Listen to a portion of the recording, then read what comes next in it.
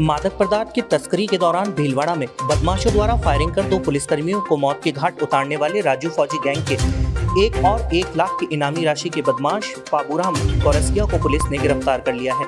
जिला पुलिस की संयुक्त टीम द्वारा लगातार अलग अलग स्थानों पर दबिश देने के बाद पुलिस को यह कामयाबी हासिल हुई है। आरोपी बाबूराम पर पुलिस पर फायरिंग कर हत्या के साथ ही पहले भी हत्या व कई मामले दर्ज हैं। आरोपी को जालोर में गिरफ्तार किया गया है। इस पूरे मामले की जानकारी देते हुए आईजीएस संगठन ने मीडिया से खास बातचीत में कहा कि मादक पदार्थ की तस्करी व हथियारों की तस्करी लगातार बढ़ रही है।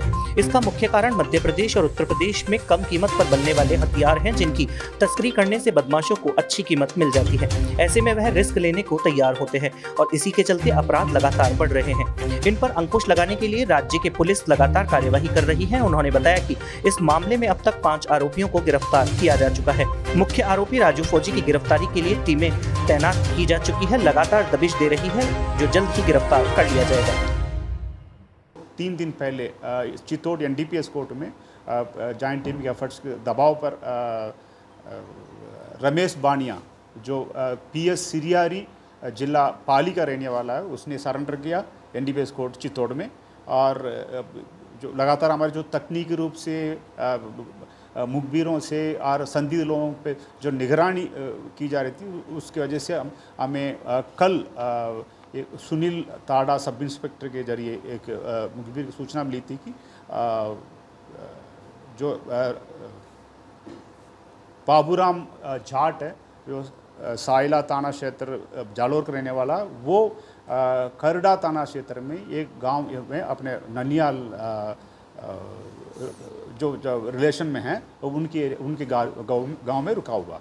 उस सूचना के आधार पर हम लोगों ने जो भीलवाड़ा नागौर पुलिस की जो संयुक्त टीम है, साथ साथ बाड़मेर जिले की कुछ सेलेक्ट ऑफिसर को, कुछ पुलिसकर्मियों को साथ लेकर कल दिन से पर्टिकुलर जो संदिग्ध लोकेशन पे निगरानी जारी रखा और साथ साथ कुछ एक तस्दीक के लिए जालोर जिले से एक आधा चुनिंदा ऑफिसर्स को साथ लेकर गुप्त रूप से तस्दीक की है। तस्दीक के दौरान हमें पता चला कि जो बाबूराम है ननियाल जो रिलेशन वाली जो जगह है, उस लोकेशन पे रुका हुआ है, उसको पकड़ सकते हैं। उसके बाद हमारी टीम ने रात को काफ़ी प्लान के साथ मेहनत करके चारों तरफ से घेराबंदी करके उस जगह पे दबीज दी है।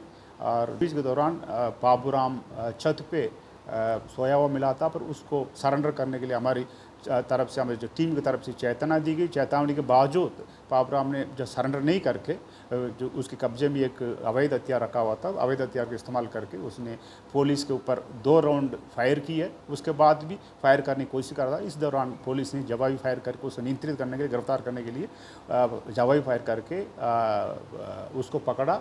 फायरिंग के दौरान उसकी पाँव में 1 राउंड गोली लगी है। साथ साथ घायल होने के बाद भी वो सरेंडर नहीं करके पुलिस की गिरफ्त से बचने के लिए वो मकान से नीचे गिरने की कोशिश करने के दौरान उसको फ्रैक्चर आया और उसके बाद पुलिस ने बाबूराम को अपने कब्जे में ले लिया और साथ साथ उसकी कब्जे से एक अवैध हथियार नीचे गिरा था, उसको भी अपने कब्जा में ली। और लोकल पुलिस, करदा पुलिस और जालोर एसपी श्याम सिंह जी हैं, उनको सूचना देकर लोकल पुलिस को मौके पर बुला लिया गया। और इस कार्रवाई के दौरान जैसा मैंने पहले कहा था, भीलवाड़ा पुलिस की जो हमारी बेस्ट टीम्स वहाँ मौके पर मौजूद थी। साथ साथ एक सुनील ताड़ा करके sub inspector, Surjit sub inspector और बाड़मेर जिले की जो ऑफिस है सर राम निवास, प्रदीप इंस्पेक्टर्स थे, राजेंद्र गोदार इंस्पेक्टर, एसएचओ मांडल थे। उनके साथ जो सभी के साथ अपन उनका जो बेस्ट क्रैक टीम है, अच्छे जो सब हेड कांस्टेबल रैंक ऑफिसर साथ थे, तो सभी ने बहादुरी दिखाते हुए और बेस्ट जो काम दिखाते हुए, परफॉर्मेंस कार्यशैली दिखाते हुए मुलजिम को पकड़ा। और साथ साथ तलाशी के दौरान मोबाइल, नकद रुपया और कुछ एक एविडेंस मिले थे, उसको स्थानीय अनुसंधान अधिकारी अरविंद इंस्पेक्टर को दिया।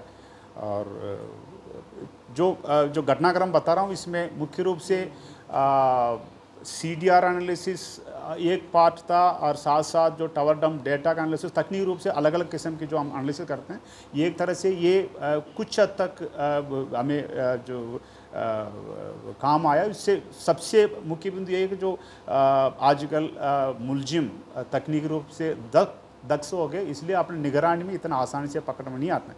इसलिए एक तरह से बैक टू बेसिक्स वाला जो नारा हमारे DG साहब लगातार बताते रहते हैं, बैक टू बेसिक्स जाना चाहिए। इसलिए बैक टू बेसिक्स सिद्धांत को अपनाते हुए हम लोगों ने ह्यूमन रिसोर्स पे विशेष ध्यान रखा। जो मुखबिर हैं और इसमें तस्करी गतिविधियों लिप्त लोग हैं या उसके बारे में सूचना देने वाले लोग बहुत सारे लोग हैं, ऐसा लोगों को हमने टच करके उनको लगातार उनसे संपर्क में रहे, उनकी मदद से संदिग्ध लोगों के बारे में, जो आरोपी लोगों के बारे में, उनके लोकेशन मूवमेंट के बारे में लगातार सूचना लेते रहे।